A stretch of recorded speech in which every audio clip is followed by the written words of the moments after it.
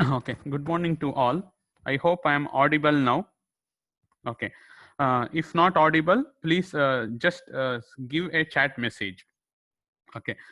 So today we will learn the topic called as design of band limited signals for controlled ISI.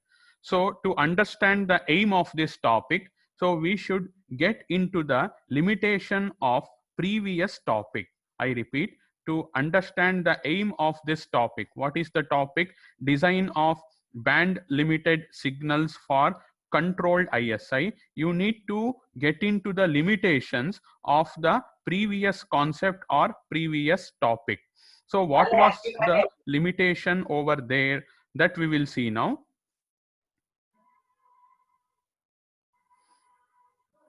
That we will see now. Okay. In the previous slides, whatever we have seen, we were discussing about the raised cosine pulse. So this pulse is used to achieve the zero ISI. So this was the function x of t, or you can call it as raised cosine pulse, raised cosine function, or pulse x of t. This was used to achieve the zero ISI. Yes. Okay. While doing this process, or while choosing this type of signal, what was the actual observations we made was, with respect to the ideal case, there was an increase in the bandwidth. What do you mean by ideal case? Initially we were using sync pulse to avoid the ISI. Yes. So because of the practical difficulties, we have chosen a new pulse called as raised cosine pulse. By the usage of the raised cosine pulse, what has happened was there was an increase in the bandwidth when compared to the ideal one, and also the symbol rate was less than 2W. There was a reduction in the symbol rate. What do you mean by symbol rate? The symbol rate is very simple. At what is the rate at which the symbol has been transmitted? All of us know every t seconds one symbol is going to transmit. So therefore the symbol rate is 1 by t. If we measure the symbol rate for the case where when we are using raised cosine pulse, the symbol rate is less than 2W. So this was the case. Okay, so just carefully observe I repeat whatever I am telling. Initially, to achieve zero ISI, we have used the raised cosine pulse. So what was the major problem in the raised cosine pulse? Though it avoided the ISI, or though it achieved zero ISI, there was an increase in the bandwidth requirement, and also the symbol rate was reduced. How can you say that symbol rate was reduced? Initially, when you were using the sync pulse to overcome the ISI, the symbol rate was equal to 2W. But when you use the raised cosine pulse, the symbol rate is less than 2W. So therefore there was a reduction in the symbol rate and increase in the bandwidth. So this was the thing which we have observed when we are using the raised cosine pulse.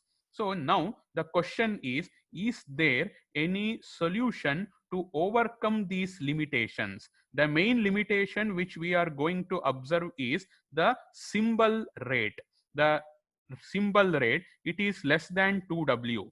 Is there any mean, or is there any way to achieve a symbol rate equal to 2W? See here, symbol rate is less than 2W. Now what are we as required, or what are we interested? We are interested in a symbol rate equal to 2W. Is it possible? The answer is yes. Okay, so that answer we are going to get in the today's topic, that is design of band limited signals for controlled ISI. Just we will get into this design of band limited signals. What do you mean by design of band limited signals? We are hearing this set of words from 2 to 3 classes. Design of band limited signal means you are going to find out the shape of x of t, or you are, or in other words, simple words, you are going to choose x of t. So the choosing of x of t itself is the meaning of design of band limited signals. So till now we have chosen x of t as sinc pulse and raised cosine pulse. The aim was to achieve 0 ISI. Okay. Now uh, what are we going to do is we want to have controlled ISI. So let us come to this controlled ISI later. So the very important thing is design of band limited signals true. Yes. And the very important thing is it should overcome the main effect called as the ISI. Along with that, we need to achieve a high symbol rate. So what was the symbol rate which is expected? The symbol rate is expected, it should be equal to 2W. This is the required symbol rate. So to achieve that, the solution developed by the researchers was introduce a small amount of ISI. What is the solution to achieve the required symbol rate of 2W symbols per second? Means that you add a controlled ISI. So you may think that the very purpose is defeated, means we need to avoid the ISI. Yes, that is true. But here we are adding the ISI in the controlled fashion. So what do you mean by adding the ISI in the controlled fashion? So the word seems to be difficult, but if the same thing, if it is put in an equation, then you will come to know. Okay. Now, all of you, please concentrate on equation number 20. Equation number 20. So this equation number 20 is familiar to you. So what is this equation? This equation number 20. There is a small modification I accept. But what is this? This is a part of Nyquist criteria for 0 ISI. I repeat, what does this equation number 20? It is a modified part, not exactly, but it is a modified part of the Nyquist criteria for 0 ISI. I will also show the Nyquist condition or criteria. So let me go to that particular slide. Yes, equation number 14. Just carefully observe over here, x of nt, only for the 0th sample you are having 1, and for all other samples you are having 0. Just carefully observe this. X of nt is equal to 1 for n is equal to 0, means at 0th sample you have defined x of nt, the sample value is defined, and at all other instance thus you are having 0 values. So this is the Nyquist condition for achieving 0 ISI. Now what we will do in controlled ISI, we will controlled ISI means we are going to add a particular ISI component. That means that at n is equal to at n is equal to 0 you are having a value as 1. Now what we will do, we will just do this modification. Just I will show now. Just let me show over here. Just observe, for n is equal to 0 and 1, for the 0th sample and the next immediate sample, the x of nt is 1, and for all other samples the value is 0. Means that one ISI component you have added. You have observed the previous equation wherein except at n is equal to 0, all other samples was 0. Except at n is equal to 0, all other samples are 0. But here what I have done, except at sample 0 and at sample 1, all other samples I have made it as 0. So therefore, what we will have, we are adding one ISI component. How can you say that one ISI component has been added? See over here, if you get back to the basic equation, that is equation number 13 over here, at x is this is the very basic equation. You should not forget. At x, the sample x of 0 you are having 1. Rest all other samples belong to the ISI. Now what am I doing? Along with x of 0, I am adding I am making x of 1 as a non-zero quantity. So therefore, how many ISI component I am having? I am having one ISI component. So this who has added? This I have added. Okay, I have chosen the signal x of t such that it has two non-zero samples, which is defined at x is which are x of 0 and x of 1. So that x of 1 will be treated as the ISI component. Okay, that is what it has been written. In actuality, only at n is equal to 0 you should have non-zero samples, but purposefully I have introduced another non-zero sample at n is equal to 1. So this is the meaning of adding an ISI component, or making a controlled ISI. Now I know that 0th sample and the first sample are non-zero values. I know it. I have control over the x of t. So in the future classes, you will be given, or you will be introduced with a procedure how to remove this added ISI component. See, if you have undergone many mathematical simplifications, while simplifications you will multiply and divide. So what is that meaning? You will multiply. So to avoid that effect, you are going to divide. So that type of concept will be explained in the next classes. So that what is the aim is, we have added an extra ISI component, and at the receiver I know that which component I have added, so that I can easily remove it. So this is why should we do all those things? The main reason is, if we do that, then if we do that, the direct result is we are going to get a symbol rate of 2W samples, 2W symbols per second. So that is the main aim. So over here, what have we done? We are going to introduce extra ISI component. At which sample we are, what is that extra ISI component? This one. At sample number 1, you are having one non-zero value. So that is an ISI component. We are introducing the ISI component. So whenever you are analyzing, or whenever you start analyzing this topic, or whenever you are studying this topic, don't directly observe equation number 20. You should observe the equation number 20 along with the Nyquist criteria, that is equation number 14 and equation number 13, because the equation 13 is the very basic equation of the ISI. How to overcome the ISI, what we should do to make zero ISI, all those things are present in the equation number 13, that you should not forget. Okay, so over here, to have zero ISI, only x of 0 should be a non-zero quantity. Rest all other sample values of x should be 0. But now what are we doing? Along with x of 0, we are having one more sample which is a non-zero quantity.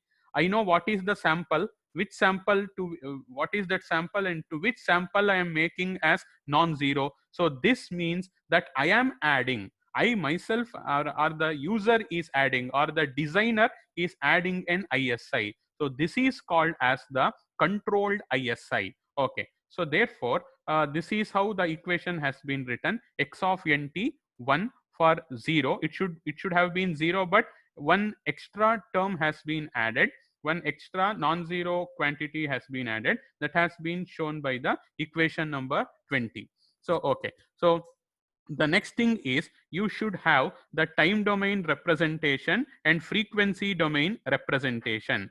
Means what is the choice of the signal x of t, or you need to find out the signal x of t such that the sample values satisfy the equation number 20. The sample value should satisfy the equation number 20. So the design means you need to choose a signal, such that if you sample it at every time instance, it should satisfy equation number 20. Or in simpler words, that particular signal which satisfies equation number 20 is given by equation number 22, and its frequency response is represented by equation number 21. Remember, you know the very basic things. To avoid the ISI, how exactly the signal should look? It contains the sync component. It should contain the sync pulse.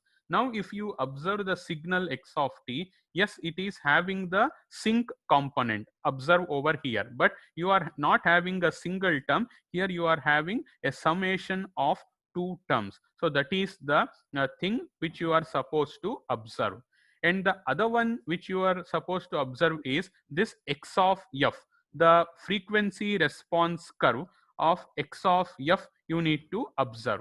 Okay, now better to show the time domain graph and the frequency domain graph. See, this somewhat looks like a sync pulse at every samples, 2t. Just observe, I am purposefully saying at every samples 2t, 3t, and 4t. I have not told t, 2t. I have started from 2t, 3t, 4t, 5t, and all values are 0.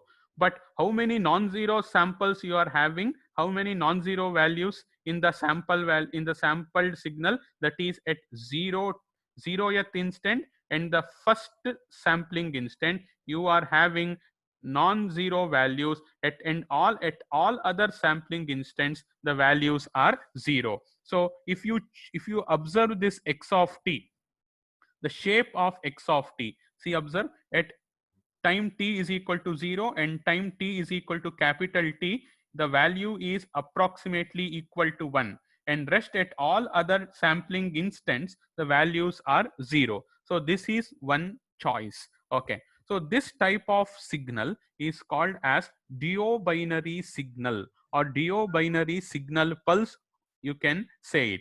Then to the right side I have written the frequency response curve. So just observe what is the bandwidth or what is the frequency range occupied by this particular graph or by this frequency response. It ranges from 0 to W. There is a small typing mistake over here. There should be plus W, but it has been wrongly written as minus W. So don't worry about the sign, worry about the magnitude. So the bandwidth is from 0 to W. Okay, now if you want to analyze it properly, compare this frequency response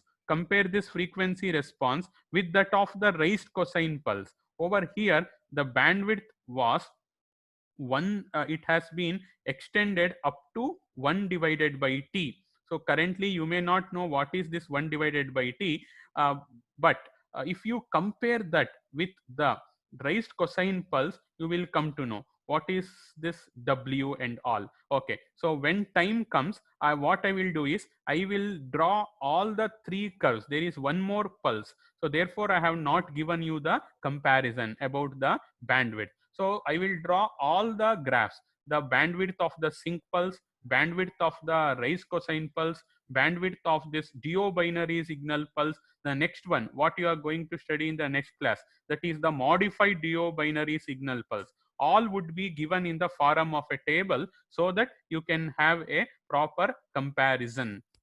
Okay, yes, this is the frequency response. Now if you observe whether this type of frequency response is physically realizable, yes, because there is no sharp transition from maximum value to minimum value. There is a smooth transition, there is a well defined roll off. Okay, so therefore you can have a proper practical implementation. So this is a solution to overcome the ISI. But one and the only thing you are supposed to remember is you have added one ISI term. So it's your duty to observe at the receiver and remove the added ISI term. Okay, so that you are supposed to consider. So the next, this is one solution. So you should not forget the main aim of this topic. The aim of the topic is, yes, to overcome the ISI, but to achieve a symbol rate of 2W symbols per second. This is the ideal one.